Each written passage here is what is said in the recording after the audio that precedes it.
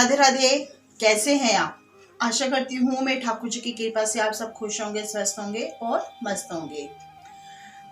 यही दुआ मेरी रहती है आप लोग अपने घर पर अपने परिवार के साथ खुश रहें, मस्त रहें और स्वस्थ रहें। आज मैं बताने आई हूँ आपको अमावस के कुछ ऐसे अचूक उपाय जिन्हें आप करके अपनी सोई किस्मत को जगा सकते हैं, रूठे भाग्य को मना सकते हैं, अपने पितरों का आशीर्वाद पा सकते हैं।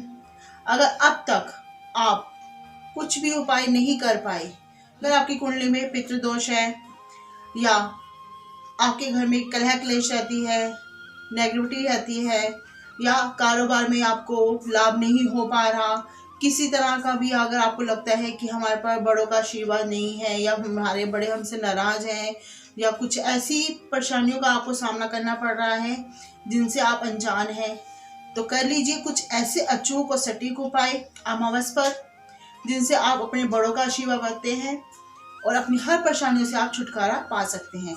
क्योंकि कहते हैं ना, माँ बाप से बढ़कर अगर कोई है दुनिया में तो भगवान। और जब हमारे बड़े स्वर्ग से धार जाते हैं तो उन्हें हम पितृ कहते हैं अपने। तो पितरों का आशीर्वाद भी हमारे लिए उतना ही महत्वपूर्ण है जितना हमारे लिए ईश्वर का आशीर्वाद। अगर आप अमावस पर ये कुछ ऐसे जो उपाय मैं आपको बताने जा रही हूँ करते हैं तो आप हर परेशानियों से निजात पा सकते हैं और अपने पितरों का आशीर्वाद सदैव के लिए पा सकते हैं।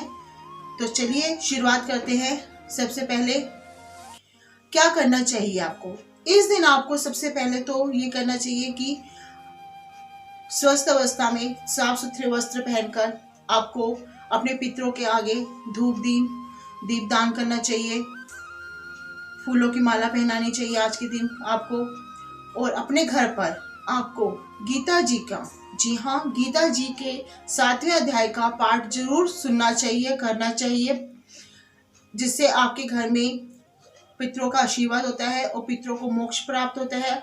जैसे कि कोरोना काल में कुछ ऐसे हमारे अपने थे जिनका हम संस्कार नहीं कर पाए, जिनका हम फूल भी नहीं दान कर पाए, बहा पाए यमुना जी में, गंगा जी में, और वो हम उनको देख भी नहीं पाए।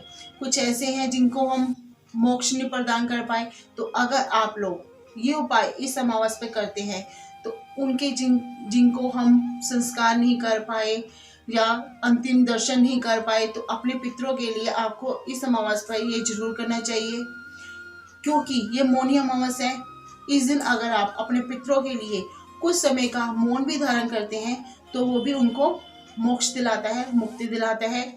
आपको क्या करना है, सूर्य को जल अर्पित करना चाहिए।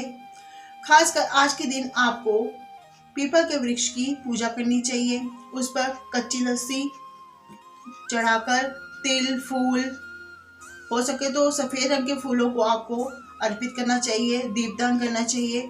वहां बैठकर आपको पितृ सूक्त जी का पाठ अवश्य करना चाहिए या गीता के 7वें अध्याय का पाठ अवश्य करना चाहिए। इससे भी उनको मोक्ष मिलता है, मुक्ति मिलती है। अतृप्त जिनकी आत्मा होती है उनको मुक्ति मिलती है और आपके पितृ आपके प्रसन्न होते हैं और आपको आशीर्वाद देते हैं।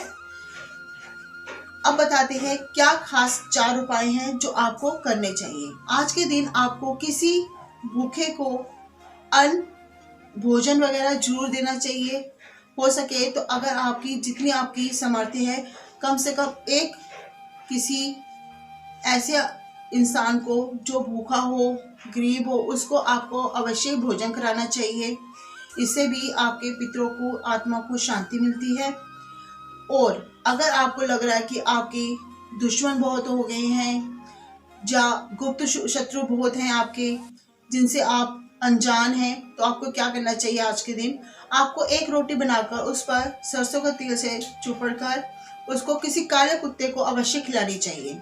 जी हाँ, इससे भी आपको गुप्त शत्रुओं से या ऐसे शत्रुओं से जिनसे आप अनजान हैं, उनसे आपको मुक्ति मिलती है और पितरों का आशीर्वाद भी आप पर बना रहता है। आज के दिन आपको चींटियों को, अगर आप धन की परेशानी से परेशान हैं या धन नहीं आपके, अगर धन के आगमन आपके नहीं हो रहे या कोई स्रोत नहीं खुल रहे हैं आपके, उनसे आप परेशान हैं, या कारोबार में बढ़ोतरी नहीं हो रही, उनसे आप परेशान हैं, तो इससे भी आपको उसमें निजात मिलेगी। आपको क्या करना है, काली चींटियों को आज के दिन शक्कर और अनाज, आटे और शक्कर को मिलाकर काली चींटियों को डालना चाहिए। इससे भी आपको कर्ज से मुक्ति मिलती है, धन में बढ़ोतरी होती है और धन की परेशानियों से आपको निजात मिलती है।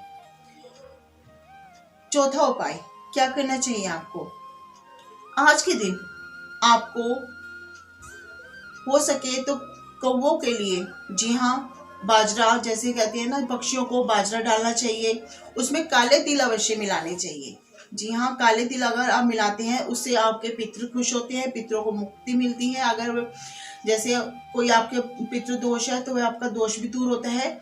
इस तरह से अगर आप ये उपाय करते हैं अमावस की अमावस, तो आपको हर तरह की परेशानियों से निजात मिलती है। पैसे की परेशानी हो, शत्रु की हो, कलह क्लेश की हो, हर तरह की परेशानियों से निजात मिलकर आपको अपने बड़ों का, अपने पितरों का आशीर्वाद सदैव के लिए बना रहता है और घर में सुख शांति और बरकत बनी रहती है।